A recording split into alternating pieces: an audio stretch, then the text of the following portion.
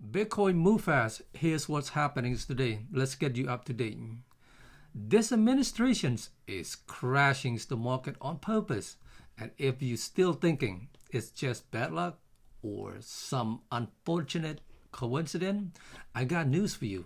This was baked into the plan. The S&P 500 alone has dropped 11% in just 2 days, wiping out a staggering $5 trillion in value.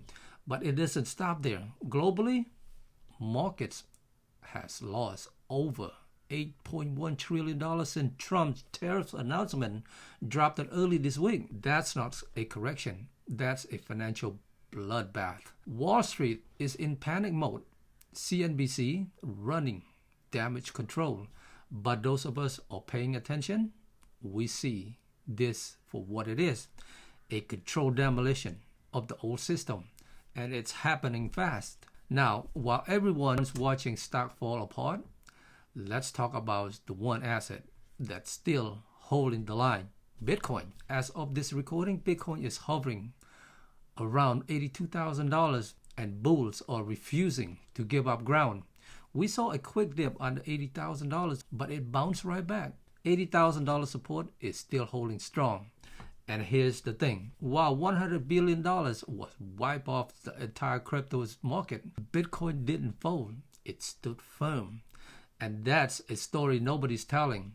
While everyone else is glued to red chart, something massive just got through in the background. US bank can now legally validate public blockchains. Yeah, that's happened. The Office of the Comptroller of the Currency released an update ruling. No fanfare, no press conference, just a late night drop saying, by the way, banks can now run validators notes and custody crypto.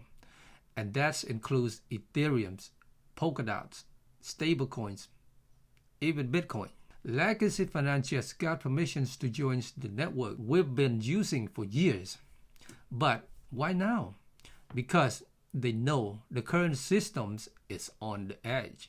This isn't innovations. This is a quiet takeover. They're not catching up. They're positioning for what comes next. And they're doing it while the public is too distracted by market chaos to notice.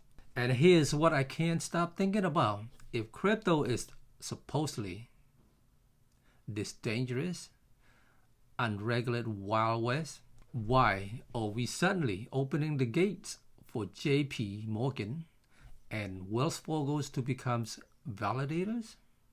They're not here to play, they're here to dominate. But Bitcoin doesn't play by the rules.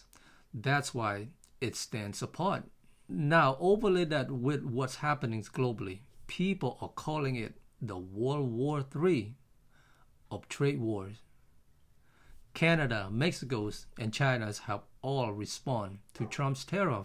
Retaliation is in motion, and Trump, he's not backing down. And honestly, based on the numbers, he doesn't have to. Canada sends 76% of its exports to the US. Mexico sends 78%.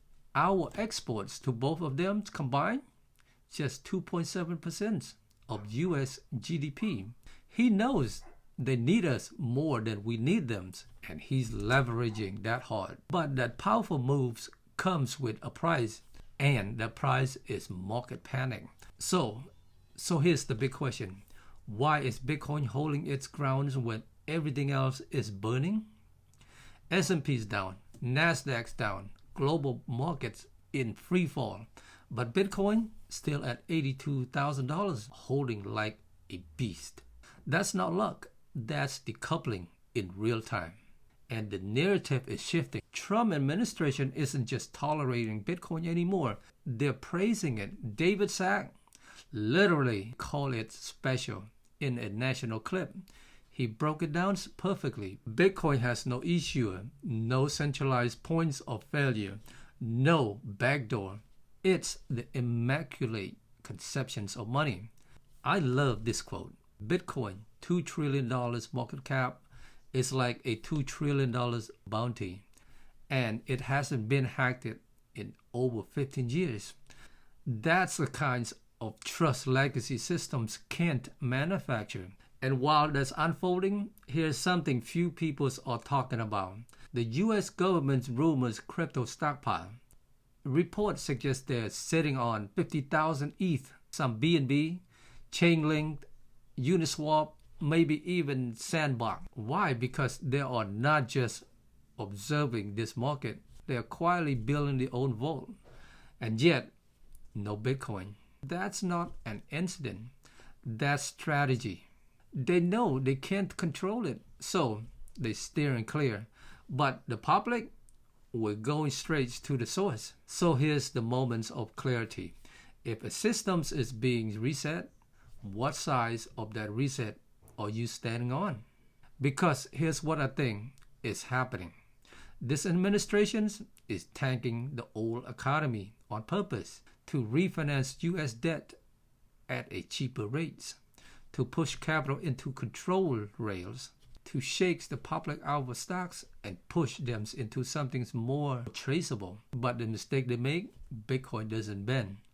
Bitcoin is the outlier, the resistant layer, the backdoor to personal sovereignty. And while everything else crashes, Bitcoin is just waiting. The halving just happened. Historically, this is where the slow, silent climb began.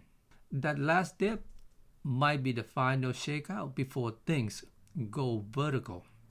And yeah, $82,000 might feel like we're standing still, but zoom out, we're in the same spot we were in 2016, right before the rocket took off.